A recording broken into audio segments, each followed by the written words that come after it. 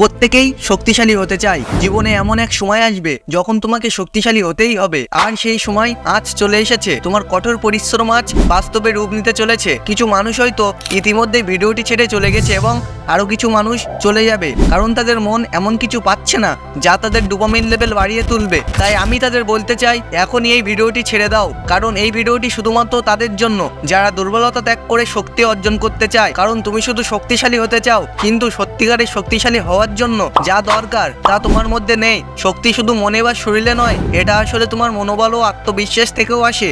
একজন সত্যিকারের শক্তিশালী মানুষ কখনোই হার মানে না, তাকে যে কোনো পরিস্থিতিতেই লড়াই করতে হয়। বন্ধু, প্রথমেই তোমাকে মানসিকভাবে স্ট্রং হতে হবে। আমি নিজেও 2 বছর আগে খুবই চিকন এবং দুর্বল ছিলাম। একদিন আমি সিদ্ধান্ত নিলাম আমার জীবন বদলাবো। প্রথমে আমি ছোট ছোট পদক্ষেপ নেওয়া শুরু করি। প্রতিদিন ভোরে উঠে 3 কিমি দৌড়, আরো কিছু বেসিক ব্যায়াম করি। আমার শরীর ধীরে ধীরে বদলাতে শুরু করলো এবং সেই সঙ্গে আমার মনোবলও। তুমিও যদি ছোট ছোট পরিবর্তন দিয়ে শুরু করো, তাহলে তুমি নিজেই নিজের মধ্যে সেই বড় শক্তি খুঁজে পাবে। যদি তুমি মেন্টালি স্ট্রং হতে পারো, তাহলে তুমি যে কোনো কিছু করতে পারবে এবং যা চাইবে তা অর্জন করতে পারবে। তো আজকের ভিডিওতে আমরা সবকিছুই জানবো কিভাবে মেন্টালি এবং ফিজিক্যালি স্ট্রং হওয়া যায়। এটা কঠিন কিছু নয় বন্ধু, শুধু ধৈর্য ও ইচ্ছা শক্তির প্রয়োজন। তাহলে চলো শুরু করা যাক। তোমার শরীরের এমন ব্যায়ামের প্রয়োজন যা তোমার পেশির টিস্যু ভেঙে দেবে এবং পুনরুদ্ধারের পর তা তোমার পেশিগুলিকে শক্তিশালী করবে এবং পেশির আকারও বাড়াবে। ব্যায়াম অনেক ধরনের রয়েছে, যেমন ক্যালিস্থেনিক্স, বডি বিল্ডিং, পাওয়ার লিফটিং।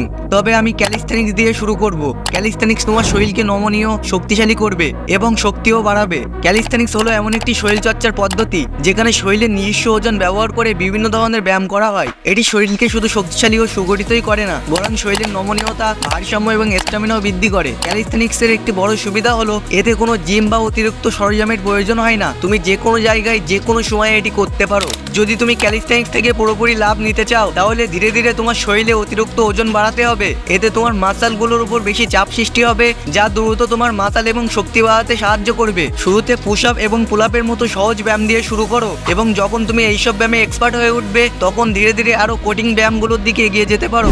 এতে তোমার শরীর আরো মজবুত হবে এবং ভালো ফলও পাবে। এই ধরনের ভিডিও তুমি ইউটিউবে দেখতে পারো। আর যদি তুমি শক্তি বাড়ানোর পাশাপাশি বেশি মাসল গেইন করতে চাও, তাহলে শুধু ক্যালিস্থেনিক্স করলেই হবে না, তোমার শরীরের বিভিন্ন মাসলকে আলাদাভাবে ট্রেন করা খুবই গুরুত্বপূর্ণ। আর যদি তুমি শরীরটাকে সঠিকভাবে ট্রেন করতে চাও, তাহলে এই চ্যানেলটি দেখতে পারো, কারণ এই চ্যানেলটি আমার অনেক সময় বাঁচিয়েছে এবং অনেক উপকার করেছে। আর পাওয়ার লিফটিং এর কথা যদি বলি, আমি নিজে থেকে না করার পরামর্শ দেব। যদি করতেই চাও, তাহলে অবশ্যই কোনো ট্রেনার বা শিক্ষক ছাড়া নিজে একা করার চেষ্টা করবে না। আশা করি তুমি বুঝতে পেরেছো।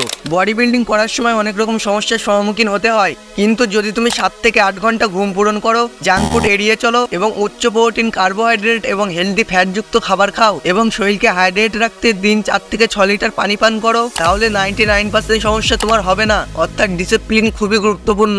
যেহেতু সব ভিডিওতেই শক্তিশালী হওয়ার কথা বলা হয়, তবে এমন শরীরের কি লাভ যে নিজেকে আর তার ভালোবাসার মানুষকে রক্ষা করতেই না পারে? শুধু বড়সড় বডি বা মাসল থাকলেই হবে না, তোমার এমন স্কিল শেখা দরকার যা বিপদের সময় নিজেকে এবং তোমার কাছের মানুষদেরকে রক্ষা করতে পারে। তাই কিক বক্সিং, কুম্ফু বা জুজুৎসুর মতো আত্মরক্ষামূলক স্কিল শেখা জরুরি, কারণ এগুলো কেবল শরীরের নয়, মনেরও শক্তি বাড়ায়। এবার কিছু মানুষ হয়তো বলবে, এইসব জিনিসের কি দরকার? ঝগড়া বা মারামারিতে তো সাহসী বেশি কাজে লাগে। মেবি তুমি ঠিকই বলেছো। যেমন আমি আগেও বলেছি, শক্তিশালী হওয়া তোমাকে অনেক বেশি আত্মবিশ্বাসী করে তোলে। যখন তুমি অনেক শক্তিশালী হও, তখন তোমার নিজের ওপর প্রচুর বিশ্বাস তৈরি হয়। তোমাকে এইসব স্কিলে মাস্টার হতে হবে না, শুধু এতটুকু শেখো যাতে তুমি ভালোভাবে আত্মরক্ষা করতে পারো। শেখার জন্য অনেক কিছু দেখতে পারো, কিন্তু আমার ফেভারিট মার্শাল আর্ট, অনেক প্লেয়ার আছে যাদের আমি পছন্দ করি এবং তাদের ফলোও করি। তুমি তোমার মতো করে যে কোনো কিছু বেছে নিতে পারো।